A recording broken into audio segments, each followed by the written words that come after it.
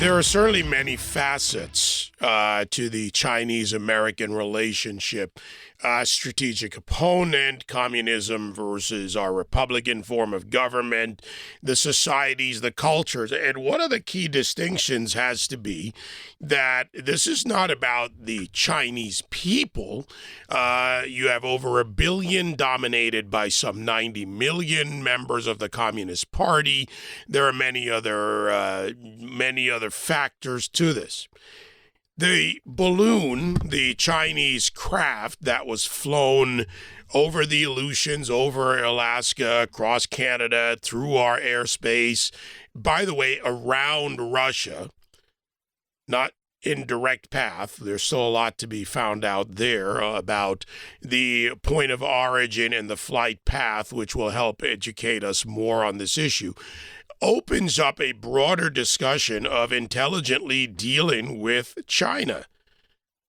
So we'll start with the balloon, and my guest, Dr. William Parker III, who is also the author of Guaranteeing America's Security in the 21st Century.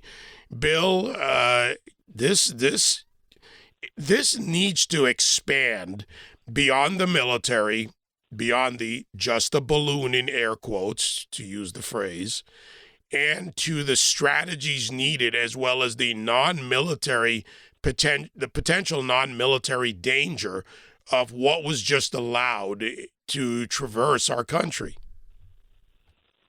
Well, you're absolutely right. But, when you think about it, we already have millions of people that are illegally in this country traversing the country on land. So not really a shock that you also have a balloon from Communist China traversing the air above. So we need to deal with the border, and we need to deal with this, and we need to deal with the cyber issues, the TikToks, and the other organizations that are out there. So this is a complex issue that we need to get after.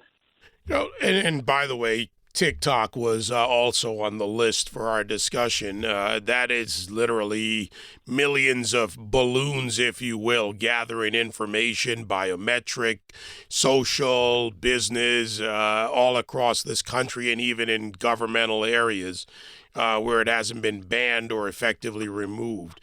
But let's start with dealing with the balloon in China. It was shot down, and the first question is, what was the better alternative, and how would we have accomplished that or had a chance at accomplishing it, given that we had well over a week?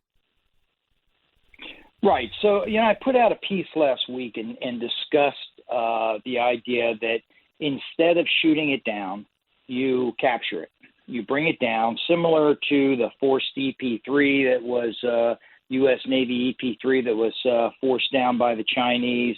Then they took it apart and then returned it to us, taken apart after they went through all the intelligence, et cetera. And by the way, they returned that, charged us for shipping, charged us for the cost of taking it apart, also charged us for the 23 people, Navy aviators, that were held captive there for 10 days.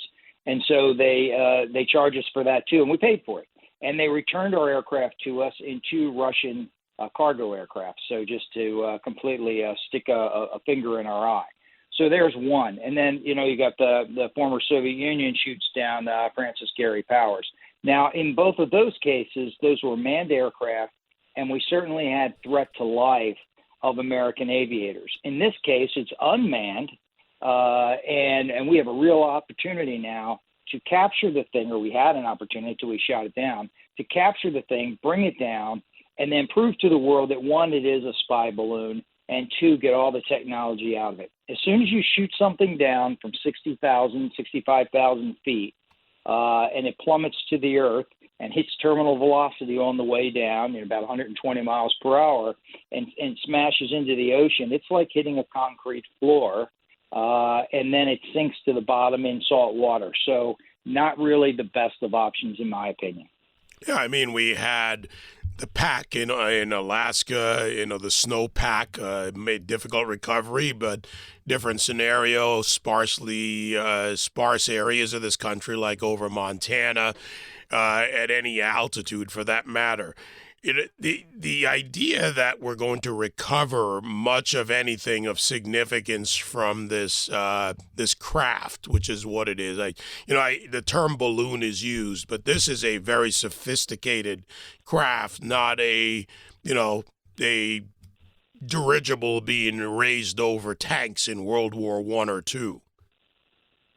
No, it is sophisticated, David. You're spot on there as always. But the reality is we have very good rescue and salvage people. They will probably pull a lot of this thing together.